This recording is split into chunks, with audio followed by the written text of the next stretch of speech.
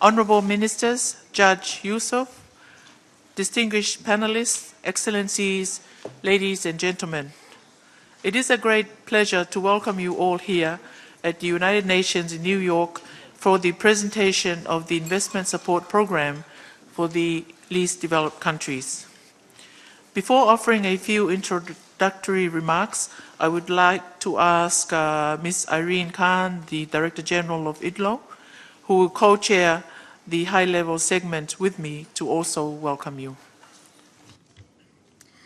I am greatly honored to co-chair this high-level meeting on investment support program for least developed countries, together with Her Excellency Under-Secretary General Fekitamoeloa Katoa Utoikamanu. I would also like to extend my thanks to the Government of Italy for its support, which made the preparation possible, and to both Italy and Bangladesh for co-hosting this event. I will have an opportunity to say more later, but let me hand the microphone back to Her Excellency. Thank you, Irene.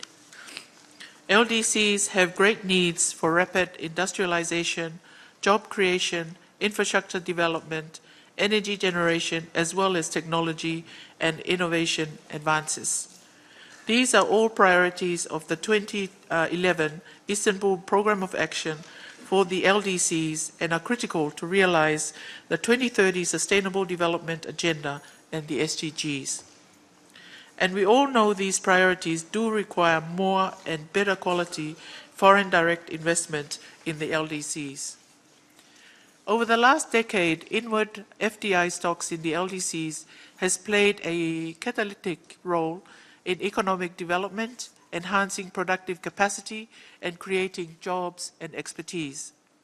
However, FDI flows to LDCs still only accounts for 2% of world FDI and 5% of total FDI to developing countries.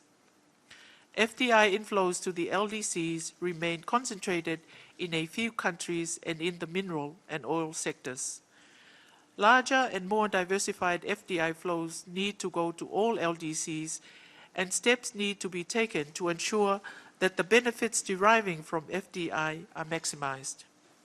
These have been long-standing LDC priorities. One area of support that stands out in terms of promoting more and better quality FDI to LDCs is advisory support for investment-related negotiation and dispute resolution.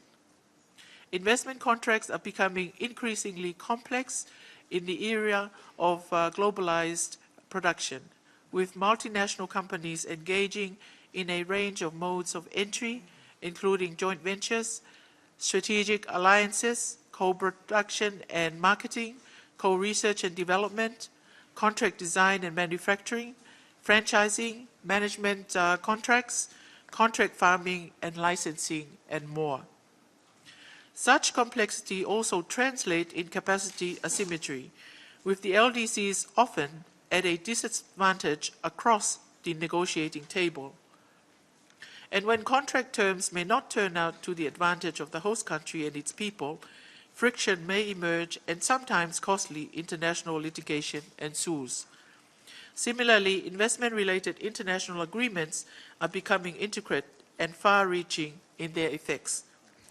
Against this background, we are grateful to the Government of Italy with a generous grant that allowed us to work on the preparation of the investment support program that we are presenting and discussing today.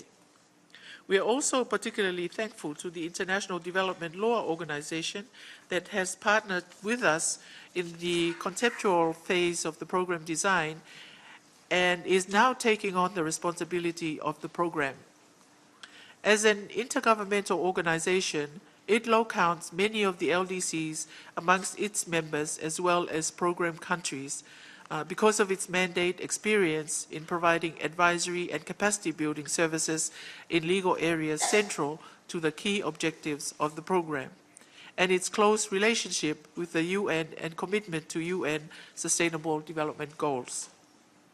IDLO is especially well placed to undertake this responsibility in an effective and responsive way. We are sure that with the strong leadership of Ms. Khan and her dedicated staff, the program will be a success. My office will continue to support the program in any way we can, including by participating in its steering committee. We started the conceptualization of the program at a side event during the 2016 midterm review of the Istanbul Programme of Action for the LDCs, which reaffirmed the global commitment to address the special needs of the LDCs. We have since been discussing the program with many experts from LDCs and beyond. Some are with us today, but for those who are not familiar with the initiative, let me briefly summarize it. In a nutshell, the program aims to provide on-demand legal and professional assistance to governments of the LDCs and LDC firms with resource constraints to help them in investment-related negotiations and dispute settlement. The program's objective is to establish an international scheme for legal aid and expert assistance.